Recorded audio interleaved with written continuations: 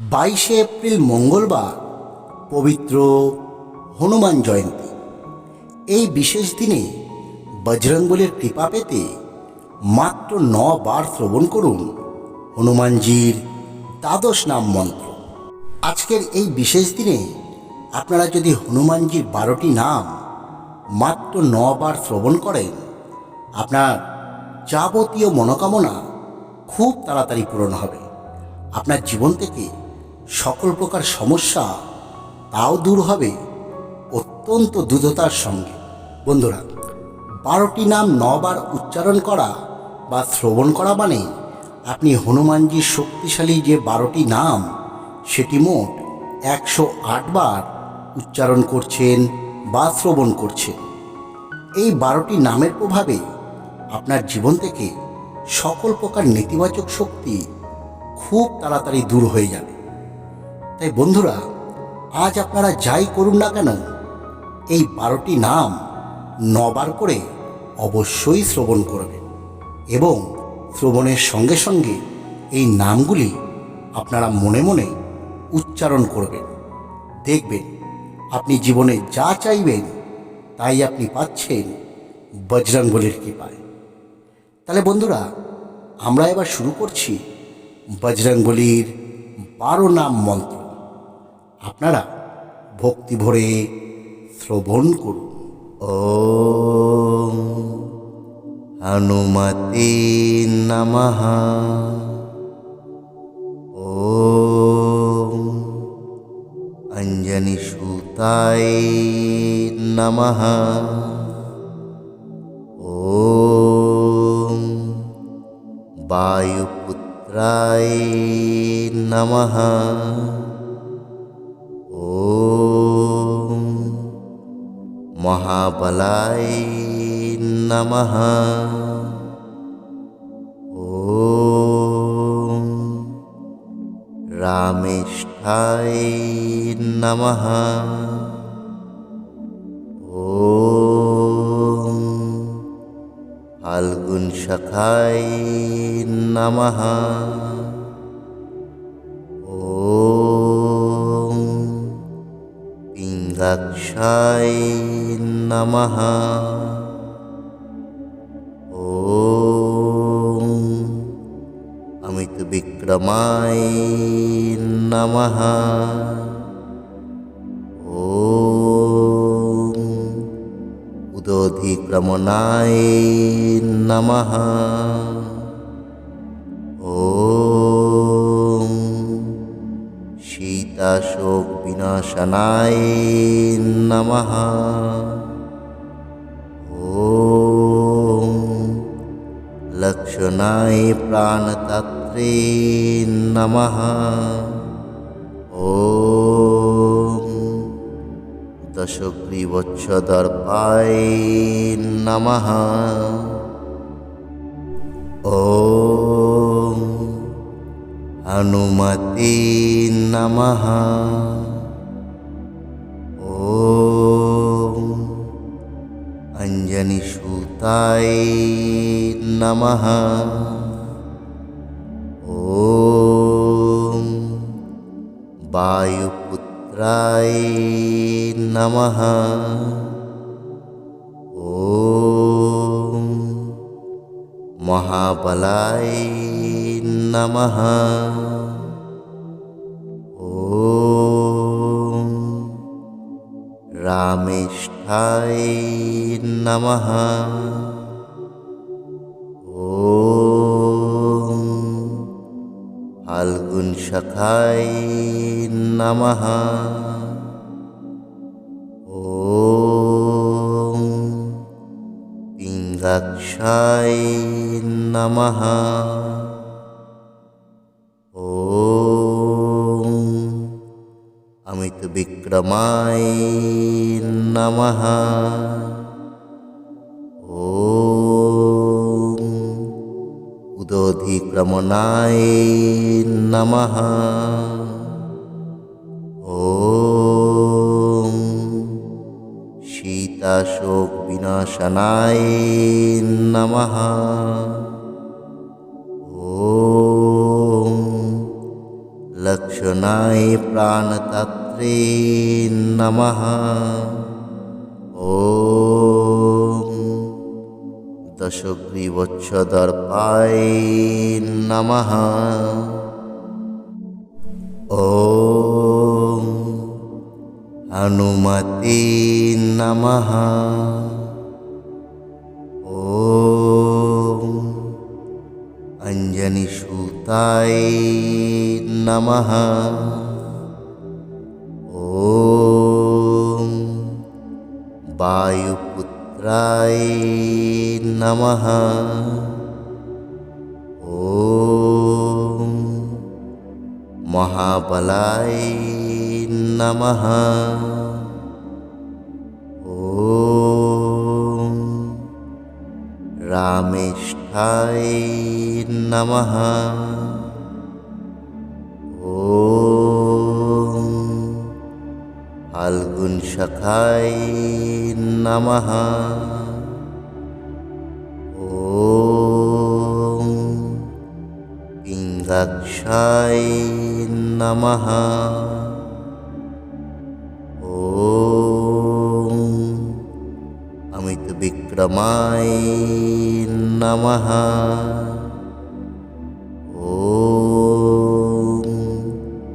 उदोधिक्रमणाय नमः। ॐ शीताशोकविनाशनाय नमः।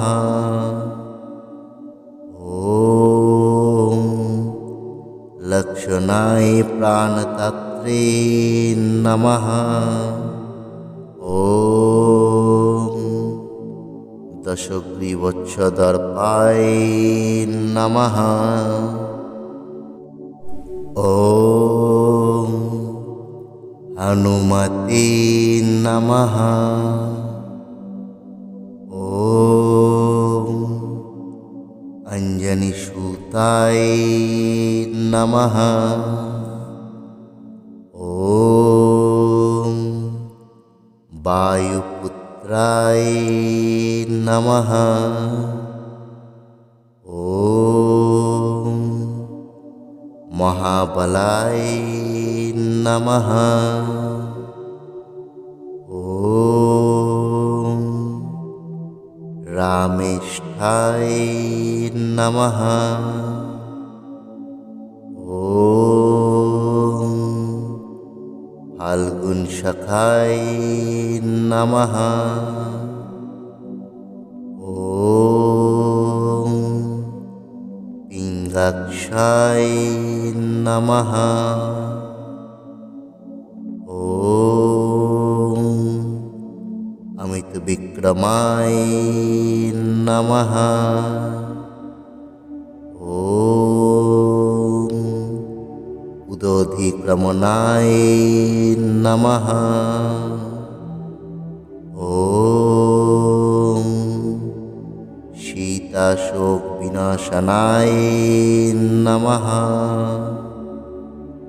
ॐ लक्षणाय प्राणतत्त्रे नमः। ॐ दशग्रीवच्छदर्पाय नमः। ॐ हनुमते नमः। ॐ अंजनीसूताय नमः। ॐ वायुपुत्राय नमः। ॐ महाबलाय नमः। ॐ रामेष्ठाय नमः। ॐ फाल्गुनशखाय नमः। ॐ पिङ्गाक्षाय नमः। ॐ अमितविक्रमाय नमः। ॐ उदोधिक्रमणाय नमः। ॐ शीताशोकविनाशनाय नमः। ॐ लक्षणाय प्राणतत्त्वे नमः। ॐ दशग्रीवच्छदर्पाय नमः। ॐ हनुमते नमः। ॐ अंजनीसूताय नमः। ॐ वायुपुत्राय नमः। ॐ महाबलाय नमः। ॐ रामेष्ठाय नमः। ॐ फाल्गुनसखाय नमः। ॐ पिङ्गाक्षाय नमः। ॐ अमितविक्रमाय नमः। ॐ उदोधिक्रमणाय नमः। ॐ शीताशोकविनाशनाय नमः। ॐ लक्षणाय प्राणतत्त्वे नमः। ॐ दशग्रीवच्छदर्पाय नमः। ॐ हनुमते नमः। ॐ अंजनीसूताय नमः। ॐ वायुपुत्राय नमः। ॐ महाबलाय नमः। ॐ रामेष्ठाय नमः। ॐ फाल्गुनसखाय नमः। ॐ पिङ्गाक्षाय नमः। ॐ अमितविक्रमाय नमः। ॐ उदोधिक्रमणाय नमः। ॐ शीताशोकविनाशनाय नमः। ॐ लक्षणाय प्राणतत्त्वे नमः। ॐ दशग्रीवच्छदर्पाय नमः। ॐ हनुमते नमः। ॐ अंजनीसूताय नमः। ॐ वायुपुत्राय नमः। ॐ महाबलाय नमः। ॐ रामेष्ठाय नमः। ॐ फाल्गुनसखाय नमः। ॐ पिङ्गाक्षाय नमः। ॐ अमितविक्रमाय नमः। ॐ उदोधिक्रमणाय नमः। ॐ शीताशोकविनाशनाय नमः।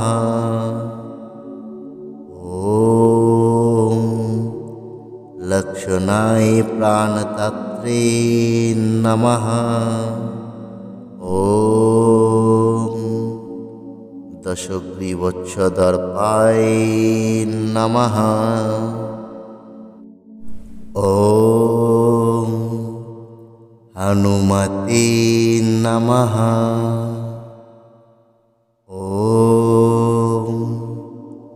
अंजनीसूताय नमः।